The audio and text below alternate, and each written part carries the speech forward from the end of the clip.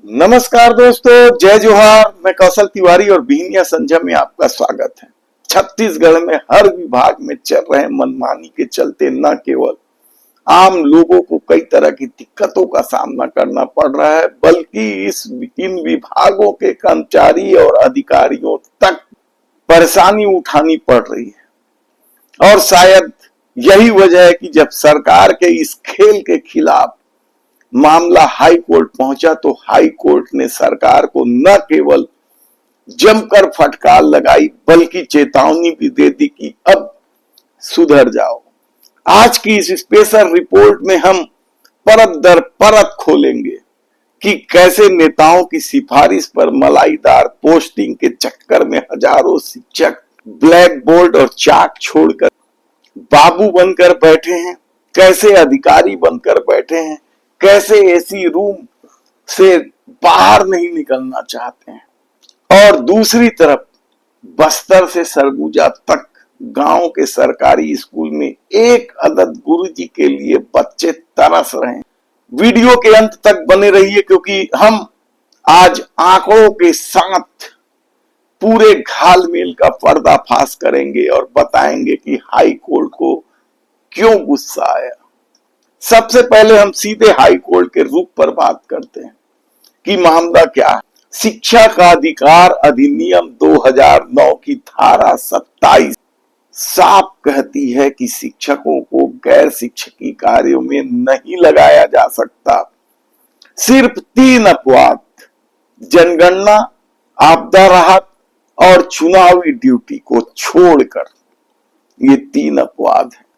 इसके अलावा किसी शिक्षक को चपरासी, बाबू या प्रशासनिक अधिकारी नहीं बनाए जा सकते।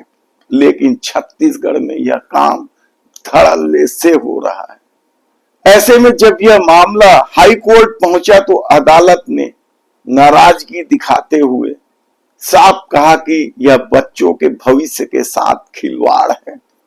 और इतना ही नहीं, हाई कोर्ट ने तो सरकार को अल्टीमेटम भी दे दिया है कि जल्दी से जल्दी इस मामले को निपटाओ।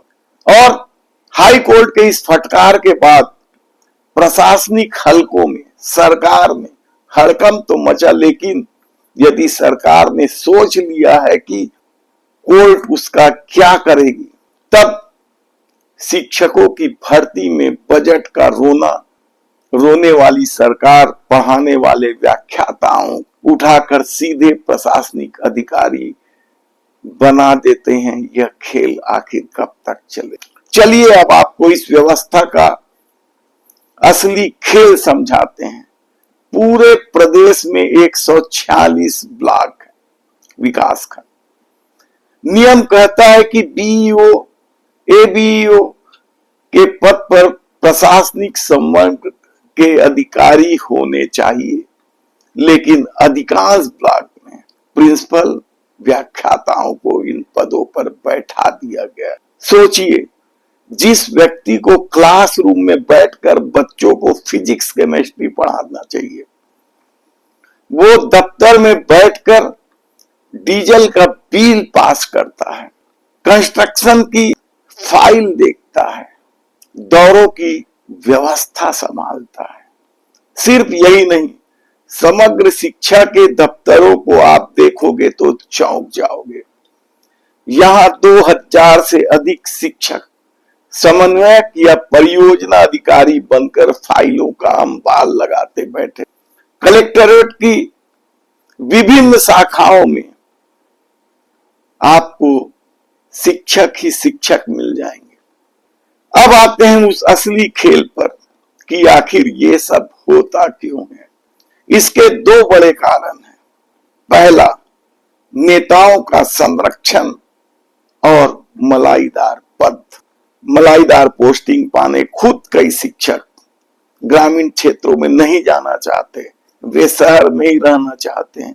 इसलिए अपने राजनीतिक पहुंच का फायदा उठाकर या अपने पैसों की ताकत से मलाईदार पदों पर पोस्टिंग पा लेते हैं। दूसरा, प्रशासनिक नाकामी है।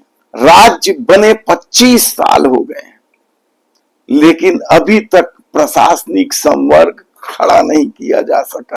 अफसरों की कमी का रोना रोकर शॉर्टकट रास्ता अपनाया जाता है और शिक्षकों के साथ बच्चों को भी बलि का बकरा बनाया जा रहा है। अब जरा सिक्के का दूसरा पहलू देखिए। यदि 5-5 हजार शिक्षक, योग्य शिक्षक बाबू बन जाएंगे तो स्कूलों का क्या हाल होगा।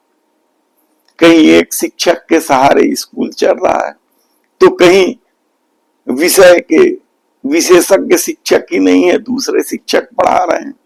बच्चा यदि आंदोलन करता है तो याद कीजिए पिछले दिनों कैसे एक कलेक्टर ने चमका दिया था बच्ची, एक बिटिया को, नेतागिरी मत करो, वह बाहर किस तरीके से फपक फपक कर रोई थी। कलेक्टेड में आप आए हो, कलेक्टेड में आप आए हो, रोते हुए निकले बाहर, क्यों?